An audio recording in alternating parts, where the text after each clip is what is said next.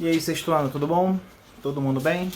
Estou chegando aí para mais uma aula, dando prosseguimento em biomas, matéria complicada, mas que vocês vão conseguir aprender com facilidade se seguir os conselhos que a gente dá.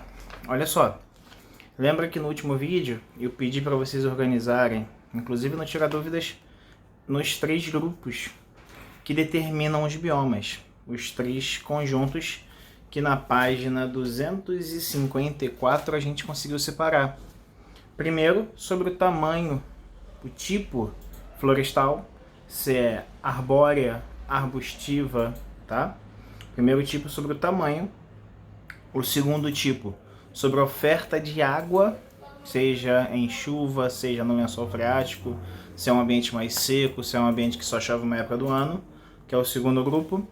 E o terceiro grupo sobre a permanência das folhas durante o ano ou não, se elas são caducifólicas, ou seja, que as folhas caem em uma época do ano, normalmente o outono, ou se são perennifólicas, que as folhas ficam o ano inteiro verdinhas.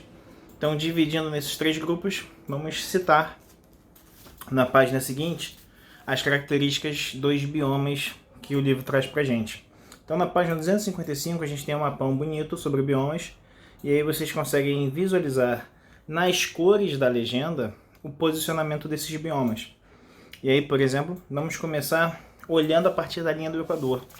E aí acho bem legal quando a gente observa a partir da linha do Equador, que a gente visualiza verde escuro na América do Sul, verde escuro na África Central e verde escuro na Oceania, representando as florestas equatoriais.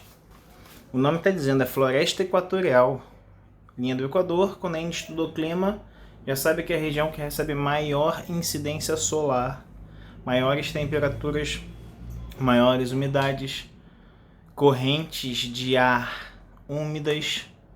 Então favorece muito o desenvolvimento de uma floresta que não se preocupa se em uma parte do ano não tem água ou não.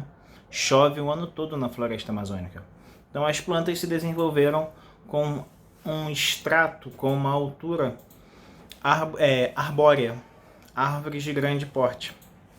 Então, logo de cara, quando a gente fala da floresta equatorial, a gente já sabe que tem bastante umidade na região, tá? Passando para baixo, só para a gente ver essa diferença, na floresta pluvial, tropical e na floresta equatorial, as características são muito similares. Só que acompanha no comecinho do texto, aqui embaixo da imagem, a floresta pluvial tropical caracteriza por significativa biodiversidade. Lembra que biodiversidade é a variação das espécies, então tem várias espécies dividindo o mesmo ambiente. Estando distribuída na região intertropical e representada pelas florestas equatoriais e tropicais. Então as florestas pluviais que estão entre o Trópico de Capricórnio e o Trópico de Câncer são chamadas de florestas tropicais. Só que quanto mais próxima à linha do Equador, maior a oferta de umidade, a gente vai dar esse adicional no nome de floresta equatorial, uma floresta muito, muito úmida. Tá? Então, qual vai ser a diferença? A intensidade das chuvas. Agora, no último parágrafozinho, floresta pluvial subtropical. Aí já está ao sul do Trópico de Capricórnio ou ao norte do Trópico de Câncer. Olha a diferença dessa. Está presente em áreas próximas aos trópicos, onde predomina o clima subtropical, temperaturas médias, sendo que a temperatura que é regulada pelas estações do ano. E o significativo volume de chuvas também é controlado pelo regime das estações do ano.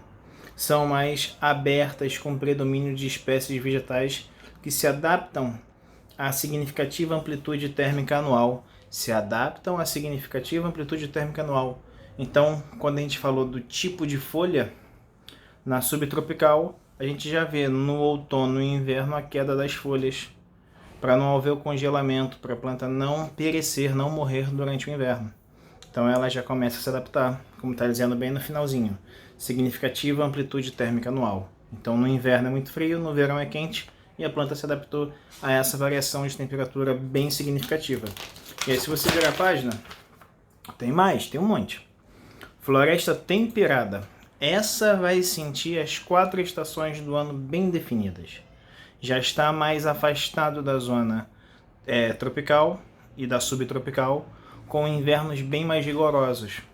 Nesse tipo de vegetação, olha que bonitinho, ocorrem nas áreas onde o clima temperado predomina, com as 4 estações bem definidas. Grande parte das espécies perde as suas folhas no final do outono e inverno, podendo ocorrer uma camada de vegetação rasteira, gramíneas, e espécies de herbáceas, como se fossem arbustos, que florescem na primavera. Uma camada de arbustos podem alcançar em torno de 5 metros e uma camada arbórea com espécies que podem chegar a 30 metros. E aí vão predominar aqueles pinheiros que a gente visualiza em ambientes mais frios. Dentro desse ambiente, desse bioma temperado, a gente vai visualizar as florestas de conífera, que também podem ser chamadas de taiga. Tá bem do lado do nomezinho negrito, que predomina um tipo de espécies na paisagem. É uma floresta que a gente dá o apelido de monótona. Você vê o tempo todo a mesma espécie dominando, como um pinheiro, ou no sul do Brasil a gente possuía araucária, só uma espécie no ambiente. Então, o que é legal de revelar isso? É que a floresta de conífera, quando os arbustos, a gramínea, não aguentam o inverno, só os grandes pinheiros aguentam. E aí a floresta presencia um inverno bem mais rigoroso, com solo com cobertura de neve, temperaturas bem abaixo de zero. Tá? Essas plantas precisam se adaptar bem perennifólica, a folha cai no inverno. Mediterrâneo. Olha, quando a gente falou do clima mediterrâneo, a gente sempre fala que o Mediterrâneo é um clima diferente, porque o verão costuma ser seco e o inverno ser úmido, invertendo a característica da maior parte dos climas. Isso dá um reflexo bem significativo na vegetação, no bioma, porque vou ler esse bem com calma, olha só. Também chamada de vegetação mediterrânea, ocorrem os 3 estratos e localiza-se entre pedacinhos do litoral da América, no norte da África e o sul da Europa e a Austrália. Em pequenas porções no sul do continente europeu, é um dos biomas onde é mais transformado, pois foi substituído por cultivos, principalmente de videiras e oliveiras azeitona. Tá? O clima predominante é o Mediterrâneo, com verões quentes e secos e invernos chuvosos. E aí, se você pensa que o verão é seco, quem já está ligado na matéria de clima sabe que em ambientes secos a amplitude é maior. De dia vai esquentar muito, mas à noite a temperatura cai bem significativamente. E isso gera à planta um estresse diário, onde de dia fica muito quente e de noite fica muito frio. Isso prejudica a normalidade da planta. Ela precisa estar todo dia preservando água ou não durante o dia para aguentar a noite. Então dá um estresse, as plantas são retorcidas com cascas grossas, espinhosas. Tá? Subindo a montanha. Vegetação de alta montanha são influenciadas pela altitude. Lembra de quanto mais alto, mais frio. Quanto mais frio, maior a dificuldade da água estar no estado líquido, que facilita o desenvolvimento das plantas. Então, se eu tenho neve, gelo sobre uma superfície de montanha, a vegetação quase não vai se desenvolver. E aí, nos verões, quando essa neve começa a derreter, que a gente vê uma cobertura de gramas, de arbustos, que sobrevivem só nesse período de verão. Chega o inverno, congela, morre tudo. Tá? Estepes ou pradarias. Vegetação formada por herbáceas, que predominam principalmente nas áreas de relevo plano. E aí, o que tem nessa vegetação aqui diferente? É muita gramínea, muito capinzal, trigo, capim alto. É o mais característico dessa vegetação. Como acontece em ambientes temperados, durante o inverno, esse solo dá uma esfriada significativa e essas plantas morrem. São plantas sazonais também, tá? Que quando chega a primavera, começa a derreter a neve, há uma explosão de verde na paisagem e durante o verão está em período já próximo à colheita. São plantas que crescem rapidamente. Tundra. Tundra, ambientes polares, temperaturas abaixo de zero boa parte do ano. E aí um mês, algumas semanas durante o verão, quando a temperatura acima de 0 grau aparece, começa a brotar na superfície uma graminha bem rasteira, bem fininha, que rapidamente morre, porque quando o inverno volta, quando a estação do verão já interrompe, ela volta a congelar e o solo não permite o desenvolvimento de arbustos ou de árvores, só vegetação rasteira. E o penúltimo, antepenúltimo, savana. Savana está dentro dos ambientes tropicais. Representa um ambiente que tem 2 estações do ano bem definidas.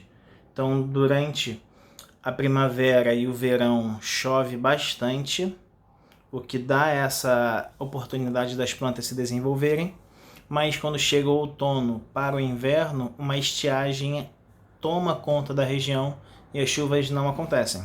Então fica 4, 5, 6 meses às vezes sem chover, uma estiagem, o ambiente fica bem seco, vegetação rasteira morre, os arbustos, as árvores são adaptadas a esse período de estiagem. Vocês devem lembrar que eu já falei disso para vocês, que as raízes são muito profundas para buscar o lençol freático, às vezes a 10, 15, 20 metros de profundidade da superfície. Nisso, as árvores vão conseguir se manter durante o período de estiagem. Agora a vegetação rasteira não, também vai morrer. E nesse ambiente é muito comum, no final do período das secas, antes do período das chuvas, com a vegetação rasteira morta, ressecada, raios gerarem grandes incêndios. Acontecem isso periodicamente em áreas do deserto, da savana africana. O nosso cerrado brasileiro também faz isso, que é um bioma muito similar à savana, em áreas da Austrália também. Estados Unidos também passa por isso, onde nós temos esse ambiente de floresta tropical sazonal com 2 estações de ano, que a gente chama de savana. A gente vai observar o acontecimento dessas queimadas naturais, tá? Virando a página, deserto. Muito fácil de pensar, deserto é onde a escassez da água é o empecilho para o desenvolvimento das plantas. Então ambientes como o deserto do Atacama, na Cordilheira dos Andes, deserto do Texas, nos Estados Unidos, grande Saara, na África, a ocorrência de chuvas é zero, ou próximo a isso. Por exemplo, em áreas do Atacama, costuma-se ter períodos prolongados de seca que podem passar de 20 a 30 anos. Um dos últimos recordes é de 50 anos, uma região sem ter nenhum tipo de chuva, tá? Então, desenvolvimento das plantas, muito difícil. Basicamente, só os cactos mais bem adaptados que conseguem absorver a água do ar, da névoa, do orvalho. Então, bem difícil para uma planta se adaptar a esses ambientes, tá? Desértico, praticamente ausência de chuvas. Formações semiáridas.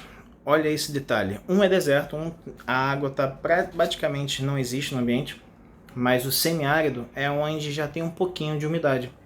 Ocorre onde predominam os climas áridos ou semiáridos, mas a área não é identificada como um deserto. No Brasil, a gente tem um ambiente chamado de caatinga, que é um tipo dessa vegetação, com presença de arbustos retorcidos com raízes profundas que predominam as folhas só no período, as folhas secas e grossas no período das chuvas, e são bem rápidas também. O Nordeste brasileiro tem um empecilho da umidade do mar chegar no sertão nordestino, que é onde a gente presencia a caatinga, que é o Planalto da Borborema. A gente chegou a falar disso quando falou dos tipos de chuva. Uma barreira, um relevo elevado que impede a umidade do oceano avançar para o continente, tá? Então, semiárido tem chuva, mas acontece bem pouquinho durante o ano inteiro. Diferente do árido, que é raridade. Às vezes, uma vez a cada 10, 15 anos, vai chover um pouquinho na região. E aí, com certeza, o último tema aqui embaixo, questões ambientais relacionadas aos biomas. Senhores, se a gente está falando de vegetação, questão ambiental, a gente vai falar de desmatamento, de poluição, de contaminação do lençol freático, dos solos, o uso inadequado dos solos. Então, as coisas que os seres humanos realizam, as ações, as atividades que geram impactos aos biomas são bem significativos.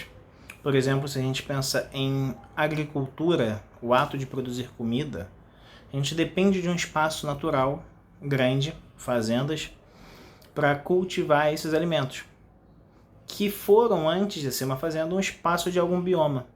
Uma floresta, uma savana, um cerrado, tá? Então, durante o TD, durante o Tira Dúvida, a gente vai comentar um pouco melhor sobre isso. Então, para fechar, a gente tem no texto marcado literalmente ali desmatamento no segundo parágrafo. Está no topo do ranking das causas sobre os impactos relacionados aos biomas, com certeza. A gente já desmatou muito. Por exemplo, o nosso cerrado, a savana brasileira, ela já foi 64% transformada em áreas rurais, em fazendas. A Mata Atlântica, que pegava o litoral brasileiro, já esteve com 93% de desmatamento. Hoje está com 86% porque a gente reflorestou algumas áreas. Então o desmatamento está no topo dos problemas causados pelos seres humanos sobre os biomas. Beleza? E associado a isso tem um monte de outro problema que a gente vai puxar depois, tá? Então, bons estudos, vamos fazer aí juntinho, e aí depois a gente se vê mais um pouco. Valeu!